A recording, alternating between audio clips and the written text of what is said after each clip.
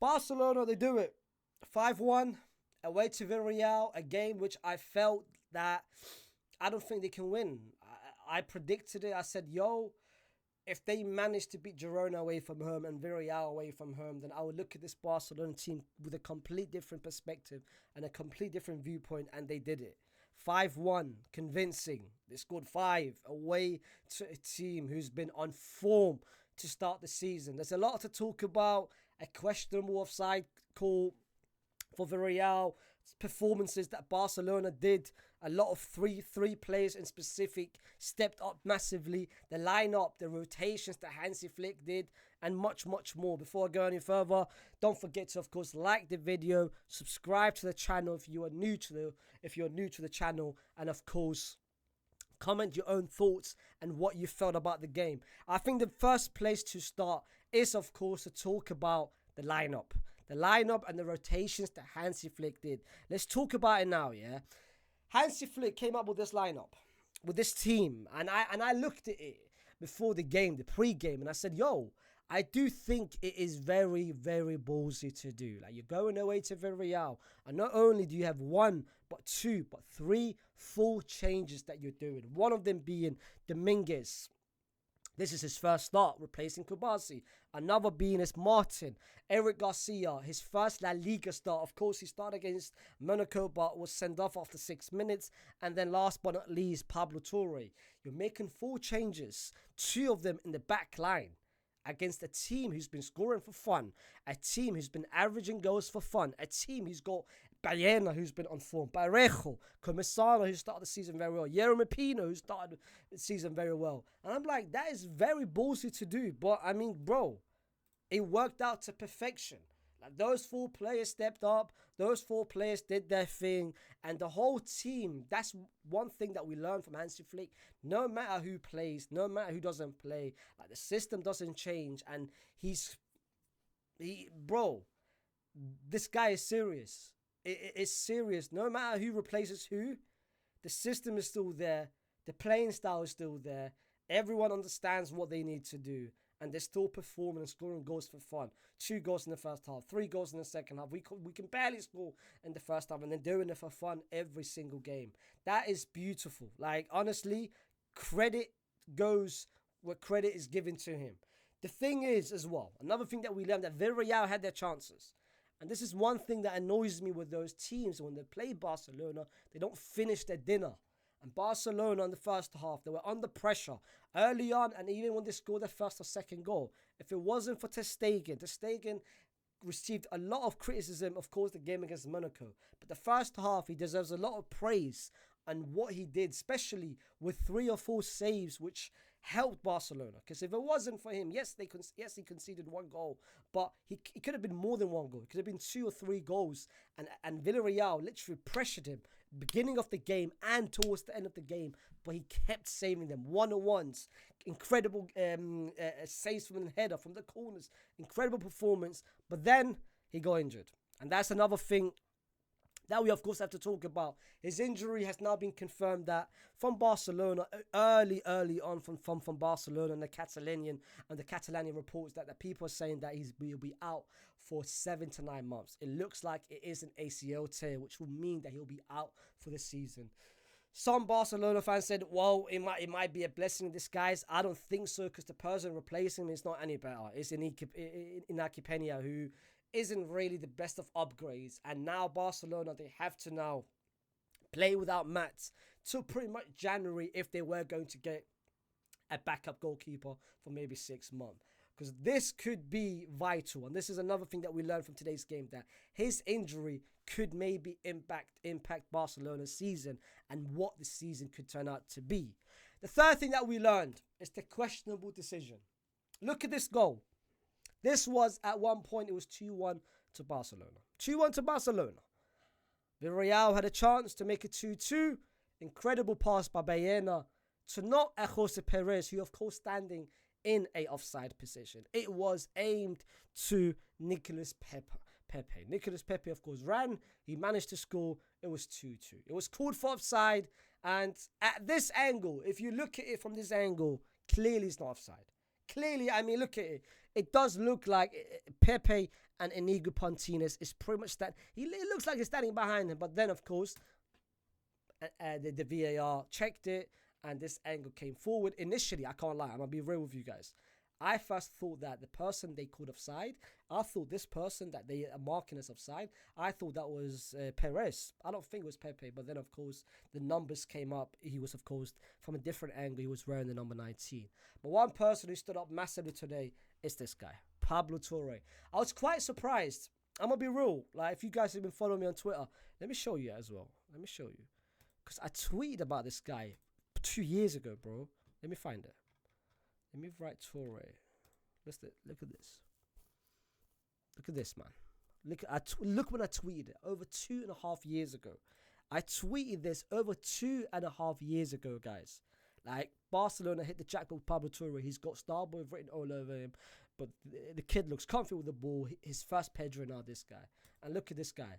Like, a goal, an assist, the performances, the passing he did, it was exceptional. And that's one thing that Barcelona has done very well. And like I said, I was quite surprised that he was never given the chances under Xavi. It felt like he was faded away, that Xavi pushed him away. He went on loan to Girona, had a decent season in Girona, came back, and I thought, you know what? Hansi Flick may trust him or he might learn him out. He managed to keep him, and look what he did. His first start, and this is the performance that he drops. That I do feel like he's got the talent. He just needs a chance. He just needs to chance, and if you give him the chance, if you give him the opportunity to start him consistently, he can show you glimpses, and look what he's done today. Like, the pass to Lewa was exceptional. The goal that he scored was comfortable as well. Like, it felt like it was someone who's been playing consistently throughout the whole season. Another person to talk about is, of course, where is he? Lewandowski. Another goal. 2 goals. And I'm starting to think that the Hansi Flick is maybe bringing him back to what he was in 2020 when he was hitting the Ballon d'Or form that he was doing. Like, the first goal that he scored last season, he would have never scored that. That was the clinical finish. The first goal, the pass that he received. Not only the pass he received, his first touch was exceptional. The finish, clinical. The second goal, he knew where to be. Of course, a bit lucky, of course, with the deflection, but he knew where to be. And this guy, 7 goals now for Lewa? How many goals now? 6 goals. 6 goals and 2 assists in 6 starts. Look at him, bro. Look at this guy. Go against Villarreal, against Bilbao, against Valencia. Bro, yeah, man. But my man of the match is this guy, Raphinha. He took the captaincy from Ter Stegen when he went down, and he showcased leadership, whether it was on the defensive end or whether it was going forward. Chipped in with 2 goals. He was just running everywhere, chasing the ball, helping the team. I think his name deserves to be amongst one of the best players in the league this season, or what he's done and what he's actually transformed his Barcelona career. Because early on, when Barcelona signed him, there was a lot of question marks about him, whether he can stay consistent, whether he should be playing on the right hand side. When Lamine broke through and everything, people said, you know what, he doesn't have no back, he's only maybe cuts inside. But you know what, moving him to the left and now playing him centrally in that freedom role where he can pretty much move all around the pitch has helped him massively, because his game has now I feel like his game has excelled in so many ways. And look at what he's done to Barcelona this season. Like, 2 goals, the first goal, great finish inside the box. The second with the Lamine assist, chipped the goalkeeper. Exceptional performance. Whether it was going forward or even, look at this, bro. Even defensively, 2 clearances, the tackles they came on, the defensive action, like over 7 recoveries, bro. He's doing everything for Barcelona this season, and that's what I'm talking about. When Barcelona, look at the players, like everyone did well except for maybe Dominguez, who maybe felt the pressure because it was his first start. Martin did pretty well. Eric Garcia, I don't think the rating, I think it's too high for him. I'm gonna be real, like he deserves a much later. This though, like 6.2 for Ter Stegen, I don't think it's fair. I think they think he's still playing against Monaco. Bro, he made 3 crucial saves in the first half, and if it wasn't for him, Barcelona would have conceded 3 or 4 goals. But this means what? This means that Barcelona is now back to 4 points in front of Real Madrid, and it felt like it felt like, listen, like, let's go back, let's maybe go back to the full screen. It felt back initially, I was like, you know what? If they go away to Villarreal and they pick up 4 points and they pick up 3 points, then I do think, you know what, this team, now I'm worried. Now I'm looking at this Barcelona team and I'm putting my hands up and say, you know what, they are serious. They are extremely serious because I felt like with all the players that was out, with all the injuries which they had, especially with Dani Olmo going down, if they can go down, if they can maybe pick up 2 or 3 wins from the little stretch, the 3 away game stretch of Girona, Monaco, and Villarreal, I was like, you know what, I don't think they can maybe do that. The loss against Monaco made me think maybe mentally now that might hurt them and impact them going away to Villarreal. Especially Villarreal has had a whole week rest. They've had a whole week rest and Barcelona only played 2 days ago. They play with 10 players. So physically, I feel like, you know what, they'll be cooked physically. But clearly not. They ran more than Villarreal. They had more. Bro, they were chasing the ball. It felt like Villarreal played 2 days ago and Barcelona was the team who had a whole week rest. And now it's making me think, bro, let's have a look at the schedule. Let's have a look at their schedule and what this means, bro. Because now, let's look, 4 points. If they can continue, let's go to the fixtures. Getafe. They've got Getafe, Osasuna, Alaves, Seville, and Madrid. If they can win 1, 2, 3, 4 before Madrid, then yo, this is serious. If they can keep that 4-point advantage before they come at home to us, then this is a massive, massive plus. Especially the fact that all the injuries which they have. Like, can we have a look at it? Bro, 1 person injured, 2 people injured. This guy, of course, he was rested. Dani Olmo injured. Frankie injured. Gavi injured. Bernal injured. Fermin Lopez injured. Bro, the amount, like, Ferran Torres today was suspended. Ansu Fati just came back with all the injuries which they had, and they managing to do it. Actually, my bad. I didn't show you guys. Sorry, I didn't. The screen wasn't on. Now the screen is on. Bro, look at this, bro. 1 injury. 1 injury. Now to Stegen's injured, that's 2. Arojo, that's 3. Dani Olmo, 4. Frankie, 5. Gavi, 6. Fermin, 7. Bernal, 8. Ferran Torres was suspended. Bro, they're doing it with all the injuries which they had, and they're doing it, and they're performing, and they're scoring goals, bro. They're having fun, they're entertaining, the players are showing up, and look what Hansi Flick has done, man, and we out here struggling against Espanyol, man, having to do a remontada at home, and having to play against Stuttgart and barely playing well. Fair play to them.